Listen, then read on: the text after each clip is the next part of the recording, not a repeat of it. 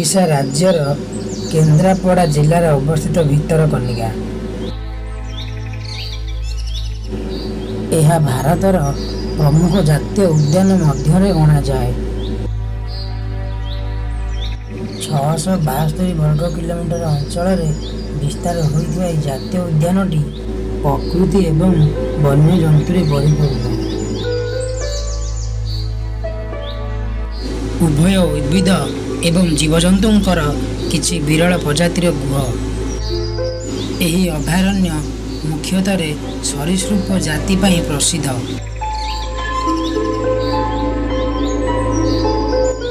यह कुंभीर मानक ପାଇଁ विशेष भाव में जनाशुना।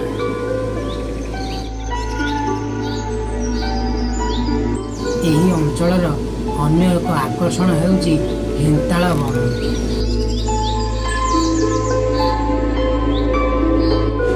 जहाँकि एहाकू भारतर द्वितीय बृहत्तम हेन्ताल जंगल में परिणत करे।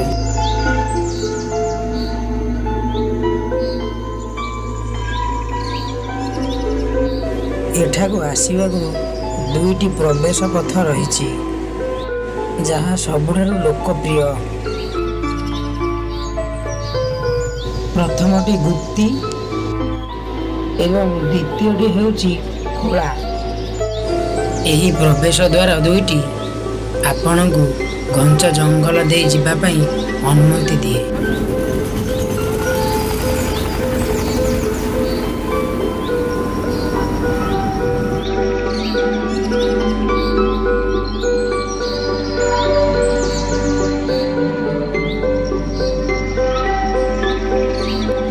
जदि आपणଙ୍କ परिवार किंबा सांगमानक सहित सहरर हॉस्टेल दूरे जावाक चाहती किंबा शांत एवं प्राकृतिक सौंदर्य परिपूर्ण एक स्थान परिदर्शन करने को चाहती ताहले भितरकनिका जातीय उद्यान परिदर्शन आपणଙ୍କ ପାଇଁ सर्वोत्तम स्थान होई पारे।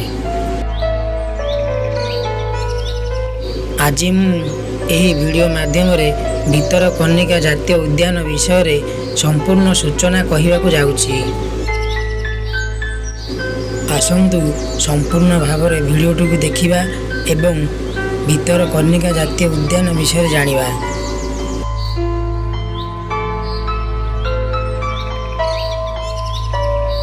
गुप्ती हेउ किंबा खोला, सर्वप्रथम आपको सकाल 7टा सुधा एठी पहुँची जिबार अछि।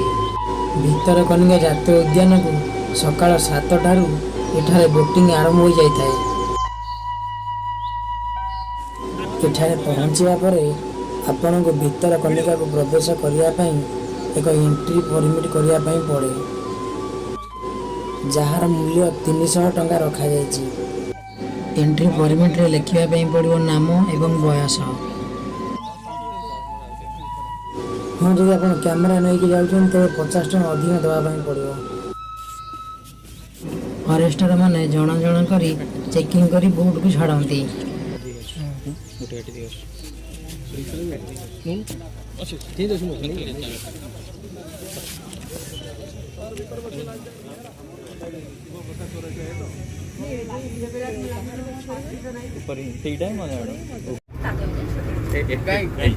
पाइबेनी कुंभीर आगे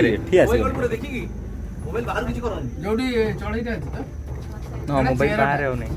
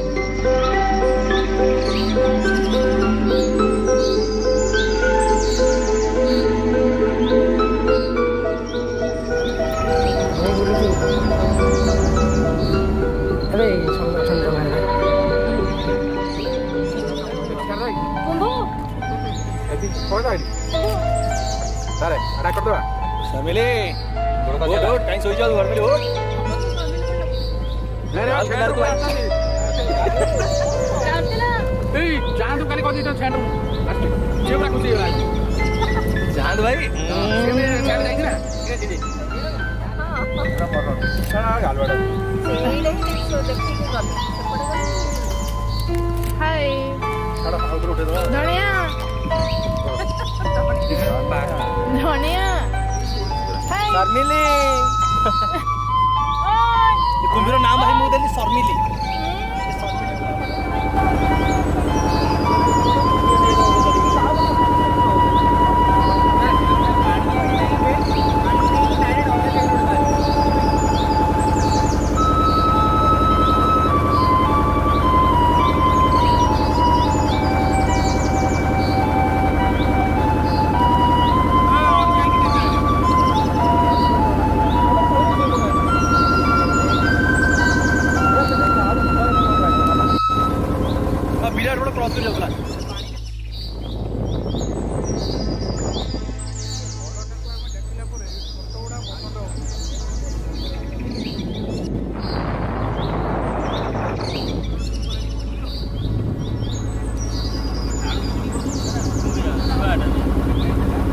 अजय रे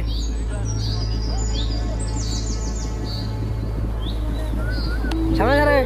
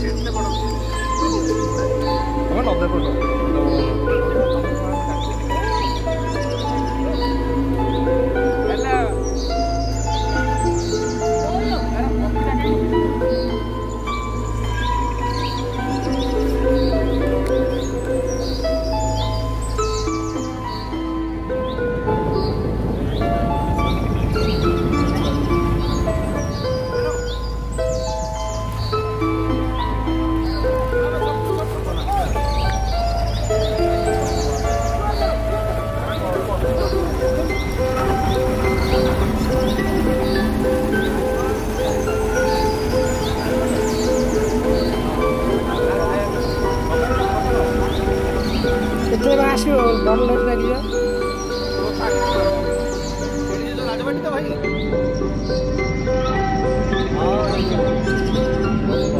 ହଁ ତାପରେ ଯିବା ଆସିଲା ପରେ